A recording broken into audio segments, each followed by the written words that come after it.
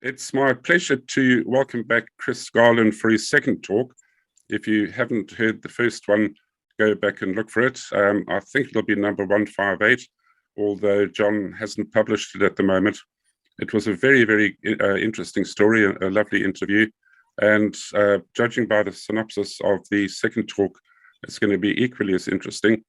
So, Chris, welcome back to the channel. And how are things there in South Africa? What's the temperature like? Thank you, Tony. Thanks for bringing me back on. Today, we are fortunate. We are sitting at around 30 to 32 degrees. Good South African sunshine. Yesterday and the day before, raining like Mud Island. Well, I had the pleasure of getting my wife up to Heathrow Airport on Monday night, and she's ensconced somewhere in Durban at the moment. So hopefully she's enjoying that weather. Yeah. Chris, without further ado, I'd like to hand over to you and carry on from where we left off last time. Right, when we chatted last time, we went on and on and on and on, and stuff was missed out, okay, in the time. And now time frames and certain operations I was involved in were quite exciting. And some were operations I don't think people knew about, okay. The first one was one of my first deployments with E-Company 1 RAR under Terry Hammond. And off we went to Binga, and we went off up the road to Sonoya and so forth. And when we got there, then we had to turn off on a dirt road. And I believe there's a tar road that runs alongside Kariba now, but this was a dirt road. And for kilos and kilos and kilos, we drove on the road there expecting to hit a biscuit any time. But then I was dropped off and I was given a good reference to go to, and I headed off towards Kariba while the rest of the company proceeded on to Binga. And they did their sub-deployments there with the other platoon commanders. I went to the Sengwe River. Vaguely, I remember it being the Sengwe River. And the only reason why I thought it was important was that we did some patrols in the area, and my guys reported back to me that there was some big elephant and stuff like that in the area. I then found out that the father of a guy I went to school with and used to surf in Belita and so forth, Malcolm van Riet, his father, Rupert van Riet, had a hunting concession at the mouth of the Sengwe River, and he had a lodge there. And when I got this information about this big jumbo, I knew that his ears would perk up and he would be there if he had a client. Needless to say, I then drove to the estate in Unimog and Road F25, sorry, I'll use the right term, to his lodge, where I met him for the first time. Although I'd never met him before, I went out with his daughter, and Malcolm and I surfed together, and Malcolm and I went to school together. Anyway, I then told him about the elephant. He then got into his 185 or 186 little light plane and went and did a flyabout. He had a client there at the time. Now think about this one. Per person in his lodge was $1,000 a day. That is in 1975. A lot of money back then. That's amount of money, okay? Anyway, the guy had the man, his wife, and 2 kids with him. So that's what he was paying a day. Anyway, they located the elephant, and I disappeared into the distance. Later, I went back to find out, yes, they got the elephant, sorted it out. And a lot of people get upset about hunting and so forth, and trophy hunting and that. I have a different belief. In Southern Africa, in the 50s, there was a dramatic decline in game population. Then in came the lodges and all the game farms and so forth. Now the animal wildlife population has gone bountiful levels higher, and it is now back to what it probably was before we arrived on the coast, on the continent. Anyway, shortly after that, my sergeant was on patrol alongside the banks of the Kariba, and he radioed me that he said I must come and have a look. So I got into the Road F25 and drove and crossed over the river by a Chief Cinematella or something like that lodge, and crossed it and went up to the banks of the Kariba, where I had to get out, and we walked about 2 or 3 kilos up the banks, and he showed me something in the mud. And at first I couldn't understand what it was, but then when I got close up to it, what it was there was a impala stuck, it's 4 feet stuck in the mud, and over its head was a vundu, and they'd both died. That when the vundu tried to pull it back into the water, the legs had gone into the mud and locked them in that position, and they dried out in the sea. If we had cell phones now, remember what kind of a picture that would be. An awesome picture. Yeah. And when I tell people about it, they just can't believe it. Okay, but these biltong impala with its horns had gone through part of the head of the vundu. That was the one exciting part of that exercise. I didn't have a camera, remember? No cameras, all that sort of thing, you know. We weren't allowed to. Impressive sight, eh? Yeah. Then I, of course, I'm coming from a fishing family and so forth. I had my fishing rod there, and I was in the Seng River fishing and catching tiger and whatever. And I ran out of spoons and whatever. And then eventually my soldiers were not amused with me when I was buying their spoons off them at about $2-3 a shot, because I'd done punching holes on either side and putting a hook in there to use to catch tiger. And I caught some nice sized tiger, 2.5, 3 kg sort of tiger in there.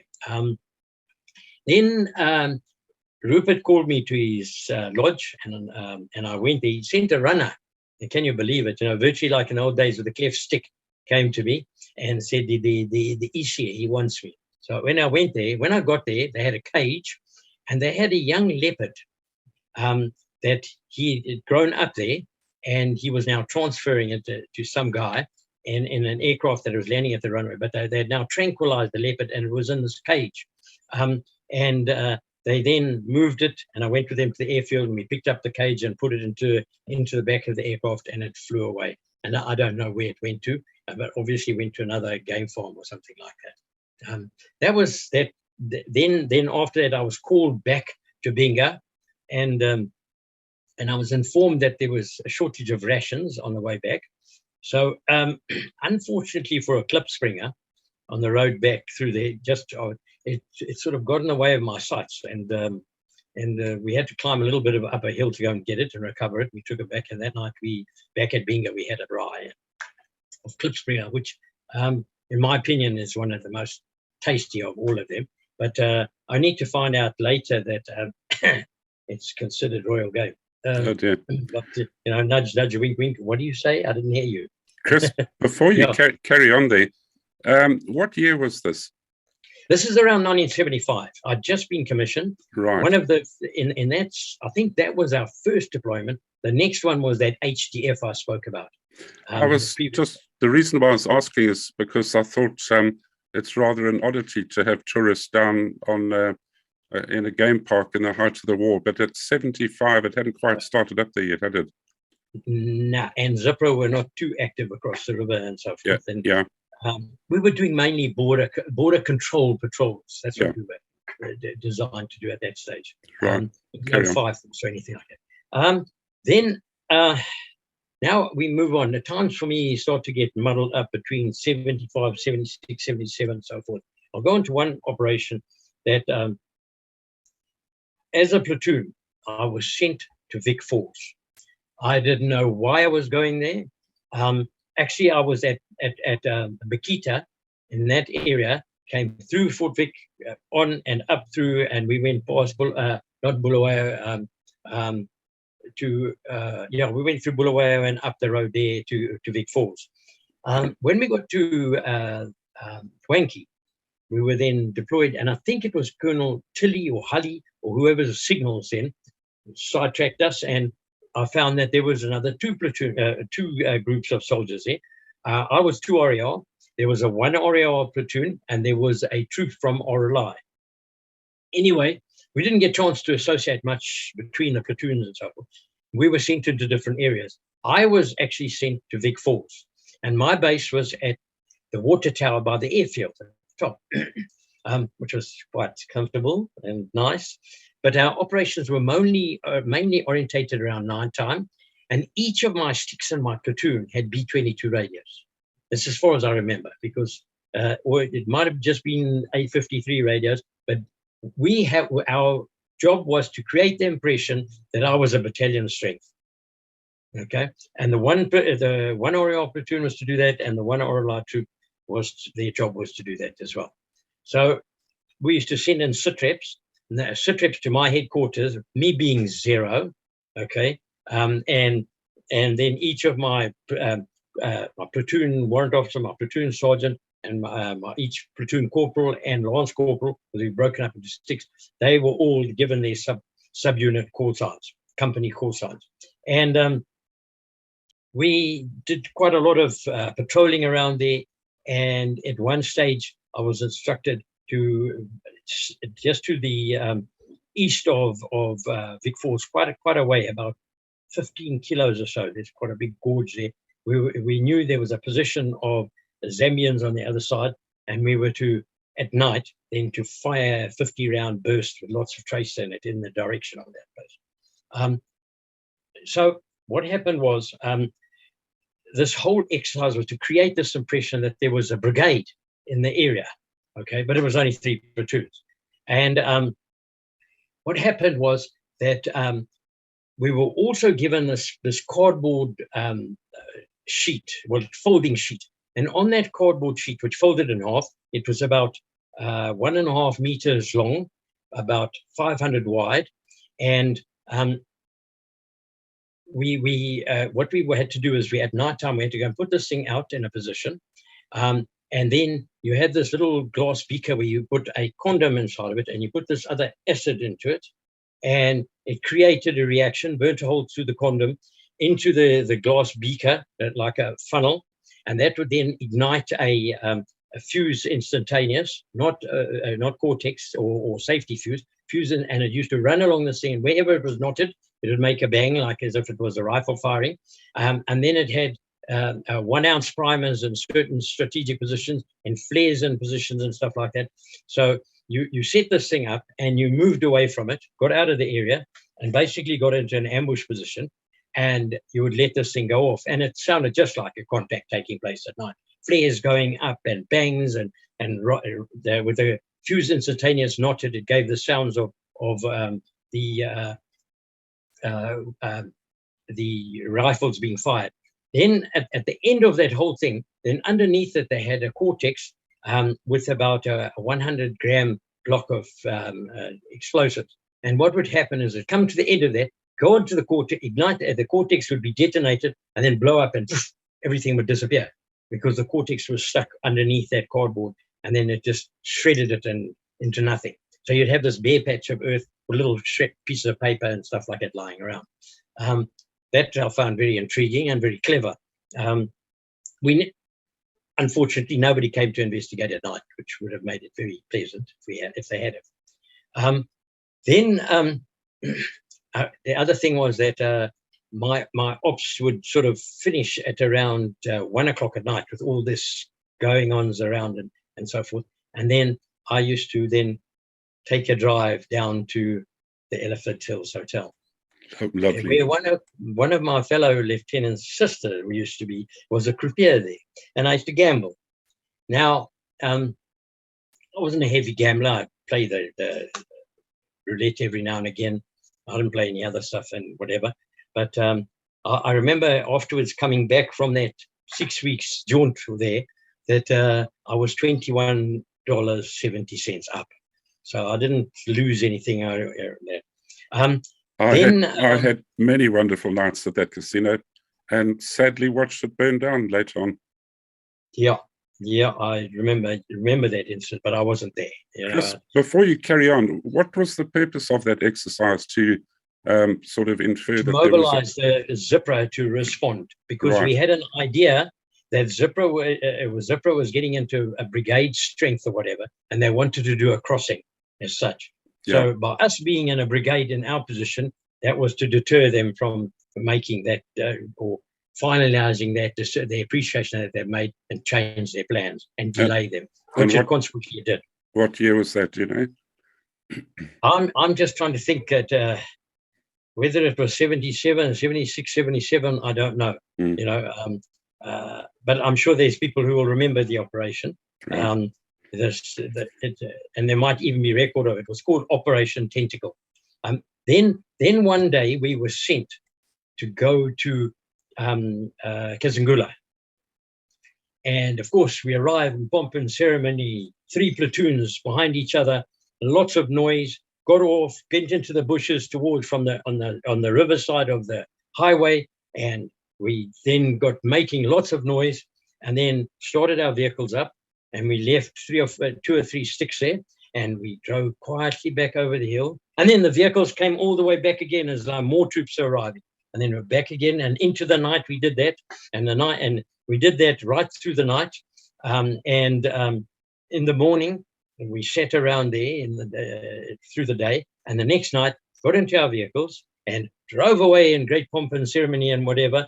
And then next minute, what we heard was that apparently we had instigated them rocketing Kazangula border post, which they didn't succeed in doing. They hit the Botswana post and made some unpleasant international political repercussions for Zipra. Yeah.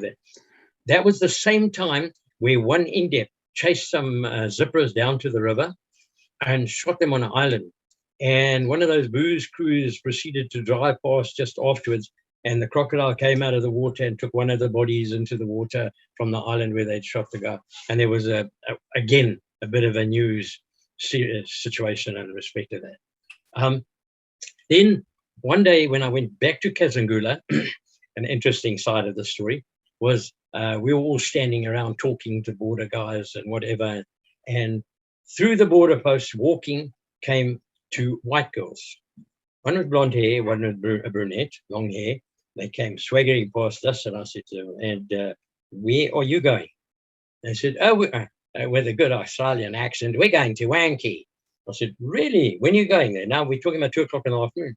And they said, now we're walking there. Really? No, that's not going to happen. I said, why not? I said, because it's going to take you a day and a half to get there walking. Anyway, convinced them, get into the Rhodesia, and off we went, dropped them off at a B&B in Wanky. Of course, the colonel was not very happy that I picked them up and whatever. Anyway, it was a good bit of publicity and whatever. And apparently they did a roam through Rhodesia, and though they down to Bulawayo, up to Salisbury, up to Mtali, and then apparently crossed over and went into Mozambique and left the country. Unbelievable. Ignorance is sweet, isn't it? Yeah. And unfortunately, I couldn't go and have a drink with them or anything like that. I just had to do my sort of nightly duties and drop them off there because we were too busy at that time. That was that operation. Then I was with support company. Now, I remember this distinctly. So that's around 78 or so. I was sent with my platoon, tracker platoon. We operated a lot as a whole platoon because a lot of the companies were doing 5-force type operations, so they didn't need trackers. And if we did trackers, I would send trackers a stick to the jocks. And they would be the 3rd or the 5th or 4th chopper into the 5-force operation, which I did quite a few times. So we were sent to Kotwa, and then I received a message saying, listen, we're expecting attack at Nyamapanda tonight. Oh, okay. And I had a mortar section with me, and they said, take the mortars and put them down there. Took the mortars with their first line of ammunition, dropped them off away from the border post. There was a little place, and where we sat around and looked, and we thought where the tours were going to attack. And we identified a little sort of ridge line. But when I say a ridge line, we're not something that's sticking up in the high. We're talking about a sort of a 5 to 10 meter high little ridge line directly opposite at right angles to the border. And there was Nyamapanda on the left-hand side, if you call it, and north of that position. And we said, that's where they're going to attack. Well, needless to say, DFSOS, we set up our mortar and everything. I was told to withdraw because it was supposed to be very clandestine. No, not too much movement around. And we disappeared up there. And at about 5 to 12 that night, we could see the flashes. And then we got easy, contact. So, right, that was right. So not a problem. And then about 15 minutes later, we are running out of the mortar ammunition. This is 81 mortar. So they've been just pumping wherever the firing is coming from. So bundle I had in the one Rhodesia 25, I had a whole lot of boxes of ammo in there with two 4.5s. We shot down there, gave them the more ammunition, but by that time the contact had finished. Okay. However, inside of this whole contact, there was an RLI stick that had been put at Nyamapanda. And in that side, they saw some firing coming from some structure just across the border. So they took out their 3.5 rocket launcher, not an RPG-7, and they blatted it. Okay. It was the pump station for the Frelimo the other side. The next morning, they came to show their objections to having their pump station destroyed. They were not very happy. They were wanting water from this side, which obviously this side told them, go away. It's tough, if you want to harbor those guys, this is what happens. And it was very good that they actually hit it, 3.5 rocket launcher. If it doesn't give you 3 stitches above the eyebrow, it's not often that you hit the target. I saw one being fired. It's an incredibly quick rocket. That's very, very quick. Yeah, and so that was that exercise, which we must have been picking up on the comics. The interceptions that they were going to do something like that. Then, Chris, before you move on, did you hear of that attack of? I think it was Nyamapanda police station, where they were actually repelling an attack either by Frelimo or Zandler, and the guys ran out of ammunition, and these fellas were on the verge of climbing over the fence when somebody dropped in ammunition, either by chopper or parachute. I read it somewhere. That didn't happen that night. It'll be nice if somebody ever saw that operation, if they could make a mention in the comments. You would probably find that it might be you would probably have just a Patu stick or something like that there, or an RR stick, territorial forces there. Or RDP, or what do they call themselves? RDU, Rhodesia Defense Unit. The colored unit. Anyway, then I'm sorry, I'm rushing. It seems like I'm rushing. Then I got this other deployment as a tracker platoon. I was sent to Motoko, and when I arrived at Motoko, I was told, okay, rest your platoon, take off. I need 4 sticks from you. Okay, then they said, but one of your sticks has got to be mortars, a 60mm mortar. So we, being support company, I was given a stick of mortar where they took the mortar with the base plate and the bipod and the sights and all the rest of it. Don't know why, but we were told to take that with us. And we had a briefing. I think that the inter officer was McFarlane at that stage, or RLI, because Motoko was run by RLI at that stage. Anyway, we then, in our briefing, there was 4 sticks. I had 4 sticks, mine included, one mortar, one of those sticks being mortar, and then there was 4 RLI sticks. And we were flown out. We were told we were going into Mozambique, and we're given maps. And of course, hush hush, troops didn't know where we were going or whatever.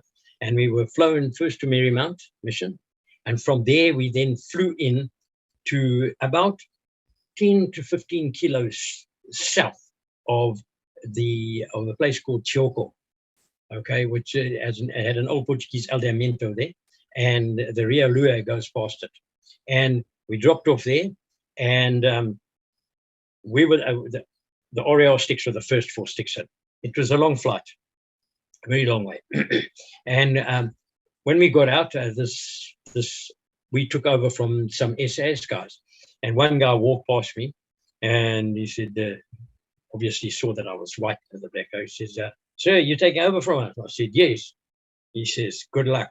And it was Colour Sergeant Darrell Watt who says, and when he said good luck from the SAS, wow. I realized, whoa, what are we going into? Okay. So anyway, the other sticks came in, they all flew out, SAS flew out. And we wandered around to the south of the area, a bit of patrolling. Packs were heavy. I don't exaggerate when my pack was over 30 kgs. And because we had something like 10 days rations inside there, plus we had 500 rounds of ammunition. Each person had a 60mm mortar. Each person had a Claymore mine, the R1M1 Claymore mines.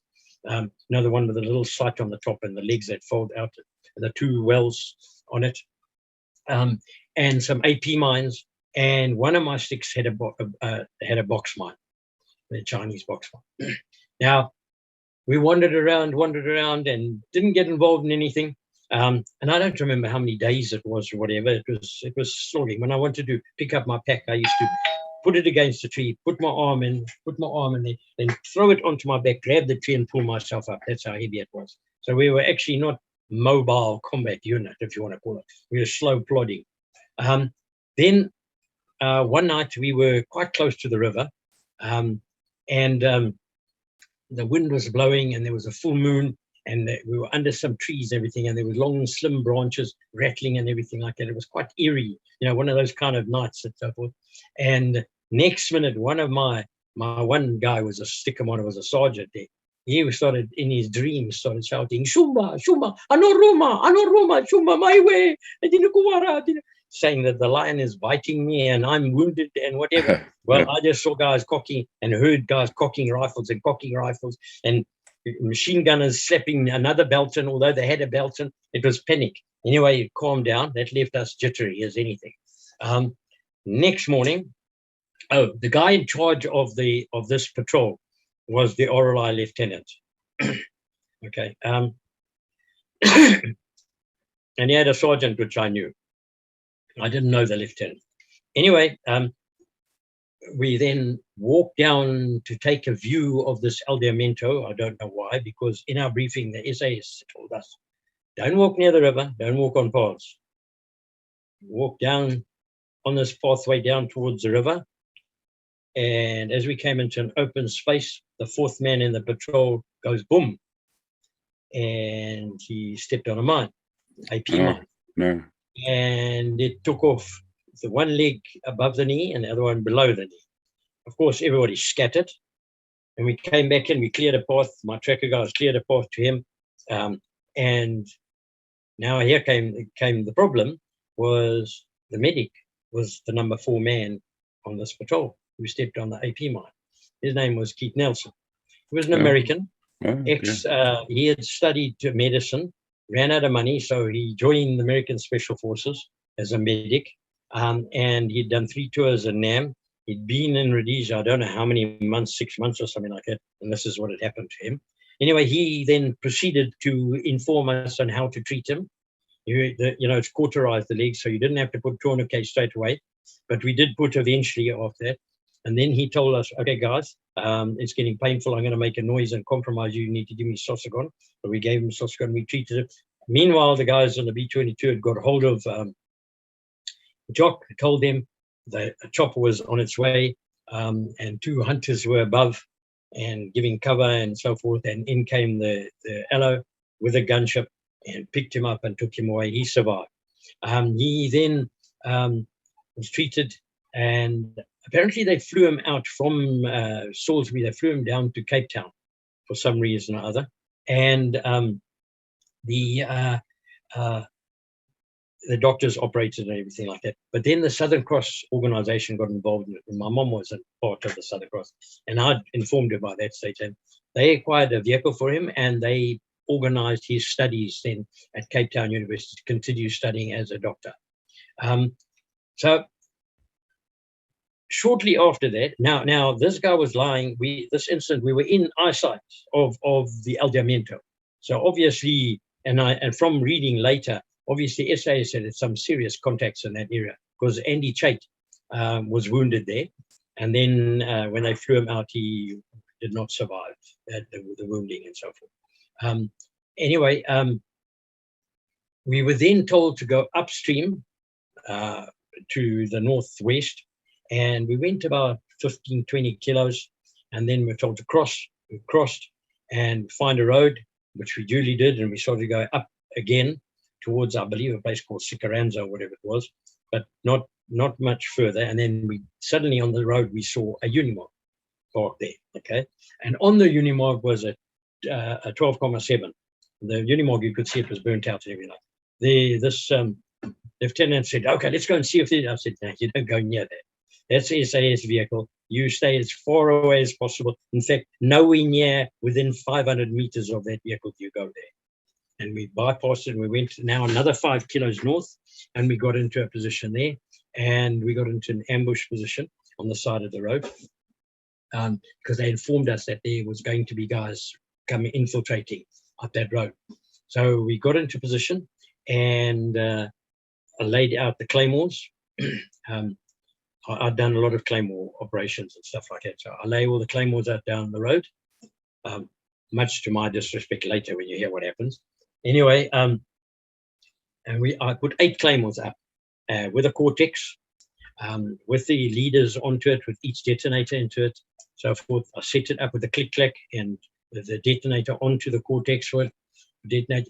Then I said to the guys, okay, now go into the middle of my guys, go to the middle of the road, my tracker guys. They dug a hole, and they put the box mine there, about center of the whole ambush position. And we put a little bit of red material, cotton, on a branch just in front of the firing point where the guys were going to lie. And they covered it up and everything. We went back and we brushed it. And the next morning we brushed it again, and so that you couldn't see that it was there. So we set up the ambush position, and we put out 2 sticks on either side as warning groups. And we were there and we set up the 60mm mortar. And then suddenly we found that in the mortars we only had 16 bombs, which meant that only my guys brought the bombs. But that was not a problem. We were prepared to handle the situation. And then we sat and waited. And about mid-morning or so, about the 2nd or 3rd day, the one stick down towards the Chioko side, on the south sort of eastern side, it gave a whole lot of clicks and indicated to us, and we realized from the clicks that there were 20 guys coming through. Anyway, when they got in, I had this one sergeant, tracking sergeant, at the firing position. We couldn't move forward and get into position, so we left him. What we were going to do is then we got into extended line behind the position. Once they detonated the claymores, then we would rush forward into the contact. Needless to say, when he pressed the click-clack, it didn't go off. He pressed it again, didn't go off. He went to using his nous. He then the A53 battery, which we had connected up with a flattened piece of wire and a doppy. He then took the thing and he ran it across there as the guy got in line with where the mine was and detonated the mine, which went off. Okay. Needless to say, we rushed forward, firing as much as we could. But like normal in that type of situation, the first touchdown of the ambush person is about 20 meters away. And the next one is about 20 meters and 50 meters and whatever. His quicksilver was nothing to him. And they were gone. Anyway, we rushed to, carried on through, left the guys on the firing position, rushed through the position, ran through for about 2 kilometers up into the air. And then we suddenly saw in the distance, we saw something glittering, and we suddenly realized there were vehicles there. And they said, whoa, there's something over there. There's a big camp over there. So we withdrew out of the site, went back to our place, covered up, went back to our place. When we got back there to the right side of the road, there we found 2 sets of shoes, 2 packs, but the packs at where the straps were gone. Okay. And two AKMs.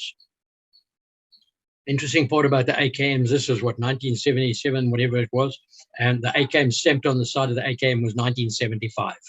So that was the year of manufacture, so they were fresh, good condition AKs. Good, man. And then we opened the packs and we found documents in the one pack, and the other pack had 12 bombs in it, 60mm Chinese 60mm bombs, which was quite good because we'd thrown about 8 bombs at the fleeing guys running away. We then got ourselves together, withdrew out of the position. Oh, yeah. Before that had happened, when we were still south of the river, they did a drop for us, a ration drop at 3 o'clock in the morning, which was also my first time that anything like that happened to me. The deck pilot told us he was in the area. And do we have put on his lights for a moment? We have him visual. Yes, we said go left, and he came in. And as he was coming over us, just before he was going to do that, we we could see the aircraft in the moonlight coming. And then we gave him the 3, 2, 1 drop, and he dropped the stuff, which was red light, green light, and they dropped. And the rations, fortunately for us, didn't smash into any trees. They fell nicely into a bit of open patch. We then went in there, took down the chutes. Actually, one of the chutes was one of those Zaviak chutes, instead of being the normal fertilizer bag chutes, which I then, of course, snuffled it into my bag, and it became a sleeping bag for me for quite a while. Brilliant bags, yeah. Yeah. And then we took the rations, which they also, the sandbag inners had water in it, frozen water. So then each of us had a bag of this frozen water, which we tied onto the back of our packs, which then cooled. It, of course, became water later, and it was good, clean water. And then what we did was we dug a hole. We put all the pannier thing at the bottom into the hole and covered it up, and the sacks of it, and we closed it up as much as we could. And then on the 4 corners, about 3 or 4 meters away from, we put one of our AP mines, each one. But this, we added a bit of color to it. We put one of our gas bottles under each one of them. You know, those little gas cooker bottles underneath. Yeah, okay. Little blue ones, yeah. Yeah, yeah. And so anyway, we then took off, left the position, and we must have been about 3 or 4 kilos away when we heard boom in the background. So let's go back and see. We went back there, and there was this shriveled little body there that had been very well singed when the gas went past the body and burnt it, as well as taking off the one ankle. Very dead. We didn't pick up anything there. We left. And then it becomes, for me, it becomes a bit sort of hazy how long we were there. We crossed the river again to go south of and then we were picked up and we were taken back to Marymount, where we were then taken back to Motoko. We flown into, because it was in relays. We left in second wave. Orali went in first wave, therefore 6, and they then went back to Motoko first. And we were when we got back to Motoko, they'd gone. They were headed off. They were, I think, 3 commando. They had headed off to Bright Lights. That was their holiday time was coming. We then got onto our vehicles. Oh no! First of all, we stayed the night there. We had a briefing, and some nasty questions are asked of us. Why did we walk down by a path by the river and so forth? And it became a little bit nauseous because we were told specifically, don't do that. But I wasn't in charge of the patrol. And what happened was then about 2 months later, I used to go from Fort Vic up to Salisbury to see my girlfriend. And I was in the Claymore mine, the Monomotopa Hotel down at Prospectors on a Saturday morning with the boys. And in came one of the commanders, who was from that very commando, and proceeded to berate me for selling out their fellow officer and whatever. And unfortunately for him, there happened to be a sergeant who was on that patrol there at the time. And he asked him, "Sir, you're talking to the wrong person about what happened here. You need to get the right story." Needless to say, the lieutenant there was a foreign lieutenant. It wasn't one of our own Rhodesia or South African guys. And he went back home after his contract and whatever. I don't know if you ever heard of a place called Dillon's Alley. It was a run that used to be from around Bowley going towards Malvernia, where if a vehicle went down that road, it hit a mine. They were just clapping the hell out of us. They were giving us, and it was called Dillon's Alley. Anyway, we went to Chipindapool from Buffalo Range. We went down to Chipindapool, just south to a DC's camp, and we're based up at this DC's camp. And then what happened was early in the morning, there was a loud noise amongst the troops and whatever, and into our camp ran this dog.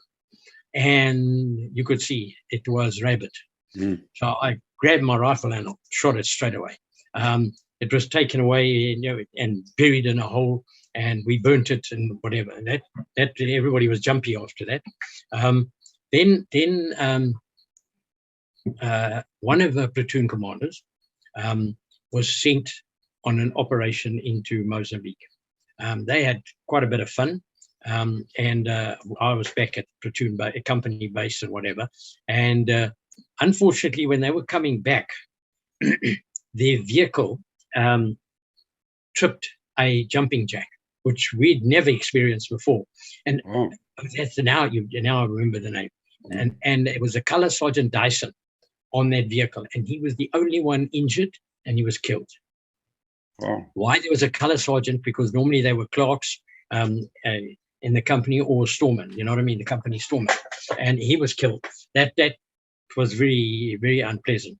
We went to Bowley, and while we were at Bowley, the company commander, just trying to think, it must have been Fawcett, got a report that scouts had picked up tracks on the border of Gonarezhou, and it was coming inland. It crossed over and gone through Gonarezhou, and this is in the morning they picked up the tracks. And now about mid-afternoon, they were in an area around borehole 13 or 14 or something like that. And what had happened was now that the jock had sent one gunship and one G-car. That's all they had to give us. Anyway, I was the guy who was lucky to get the trip in there. And a pilot from Cyclone 4, Cocky Benica, flew over where the scouts were, and he apparently sighted the gooks, and we were told to lift off, and we flew in one gunship, one G-car, flew into the contact. We were dropped off there. The K-car had some sprightly fire on the guys and did some serious damage on the group of tours. We were advancing through, and in fact, one time they fired very close to us to kill a guy in the bushes waiting for us. And then I saw some movement, and at the bottom of what I thought was at the bottom of a K-shit, but I looked past. I said, "Did you see the gunner that I had there? Did you see anything?" He said, "No." He said, "There's no movement. There's just one dead at the other side." So anyway, I looked, I saw the guy lying there dead on the other side. I thought, no. Drake, shoot at the base of all likely cover. Fired 2 shots. I said, right, Pamberi, and we stood up to go forward. And the tree blew up. Boom. Anyway, we then were even more slowly approaching the tree. And when we got there, there was a guy lying there behind this little clump of grass at the base of the acacia tree, with his hands outstretched. Well, what was left of his hands. He'd obviously had a grenade ready to throw at us. And on the top of his head were 2 grooves, which obviously my rounds had clapped him on the top there. Oh. And he'd lost consciousness and dropped that. Luckily, RLI training in those days was good. You remembered things, take, shoot, do this, do that, do it. Yeah. And we did it. And the mine, obviously, the grenade blew up in his hands and killed him. And then in the excitement, we came through to a village, and on the other side of the village, there was a dog now going berserk and running at my guys and all that. So I just bang, which my guys didn't like that idea. And so anyway, we swept around and we found a whole lot of bodies, but now it was getting dark. But in the meantime, there were territorials that had come into the area, and their G-car had picked up sticks and put a whole lot of sticks around the area. So we had about 8 to 10 sticks around us. And they all, right, bed down for the night. Bedded down for the night.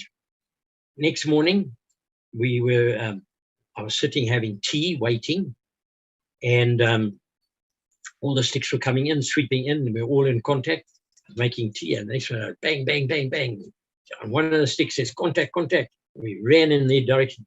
Tea was left on the gas cooker, ran in their direction, got there, found them. There was a guy lying on the ground. They'd come through the bushes quietly, and there was this guy walking in the bushes there with his AK over his shoulder, going, calling the other guys, trying their guinea fowl call. And they'd seen him. He then turned and spotted them, so they shot him, but they shot him through the hip. Anyway, he was lying there in the sunshine, and the guys were asking, are we going to give him some treatment? Yes. And we cut some branches, put some branches over him. The chopper was asked to come in and pick him up, and a medic and whatever, and they took him away. We then withdrew out of the contact area, but we upset a colonel who came there to see the contact. Don't know why he came into the contact, because we were having lunch and some of us were sitting on the hips of the bodies and eating our and whatever. He said we were savages. You see, he was not amused at all with that. Yeah. But anyway, we said, well, when they take the bodies away, we lose our chairs. They took it, and out of the documents recovered, there were 16 in that group. Shot one, shot all, wounded one, and one escaped, which was a good. Okay, with one KCOR and one stick came in there. That's it. We had to read, but the gunship did most of the damage. Did the KCOR have a 20 mil, or was it yes, Browning? 20 mil. 20 mil. Yeah. 20 mil on, yeah. Can you describe what it's like having a 20 mil go off near you? Okay, it's a hot summer afternoon in Mapani bush, Mapani Flay. When the round hits the ground there's this. Oh, okay, first you boom, boom, as he fires, and then the ground erupts in front of you, and the puff of reddish colored soil dust goes into the air, and the trees rattle all around if it's close to the tree. If it's on a tree, well, the tree just bends over, dies there and then. It just blats it up. See, in one of those, when we were moving the bodies, we grabbed the one guy by his one arm and the other arm, and the head disappeared into his chest because he'd been hit by the 20 mil in the chest. So that's when I was crying on the radio. I said, hey, KCOR, that's a bit close. Hey, shut up, man. Yes, that's not that far away from you. It's safe. Don't worry. It doesn't feel safe for me. Anyway, that was that. Then we left, and a couple of days later, I was told to go back into the area and meet SB, and they had this guy, and that had been this capture that we had, and they had him in the back of the Land Rover, and he was going to show us where the arms caches were. Well, he was lying. There was no. We drove around for 2 days, and there was no arms cache anywhere in that area, or where he could try and identify it at that stage. So that was quite an interesting operation, because we went back to Bowley. And at Bowley, then I met some of the territorial units that were there. That was the time when the Canberra was shot down over Malvernia, Villa Salazar. That was around that time.